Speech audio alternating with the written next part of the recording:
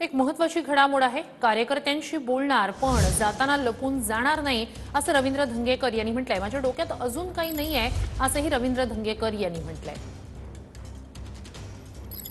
काँग्रेस पक्षामध्ये काम केले। काँग्रेस पक्ष प्रचंड चांगला आहे आणि काँग्रेसचा मतदार आहे। आता शेवटी राजकारणात 19-20 होतं, त्याला काय नाईलाज आहे, पण कार्यकर्त्यांशी बोलतो आणि सगळ्यांशी बोलतो। आणि मी जाताना काय असं एकतर माझ्या डोक्यात अजून काय नाही, पण जाताना काही लपून जाणार नाही किंवा येताना लपून येणार नाही।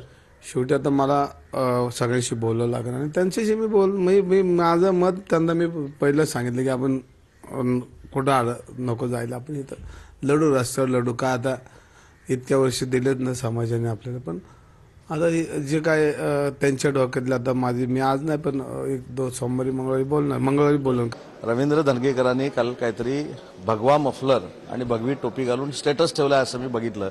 त्याच्यावर मी असं सांगितलंय कालच की त्याच्यावर जर धनुष्यबाण आलं तर आम्हाला आवडेल आणि मी कालच त्यांना निमंत्रण दिलंय की त्यांच्यासारख्या सर्वसामान्य एका कार्यकर्त्याला जर ताकदीनं काम करायचं असेल, सामाजिक क्षेत्रामध्ये काम करायचं असेल तर एकनाथ शिंदे साहेबांशिवाय पर्याय नाही, असं काल मी त्यांना निमंत्रण दिलेलं आहे।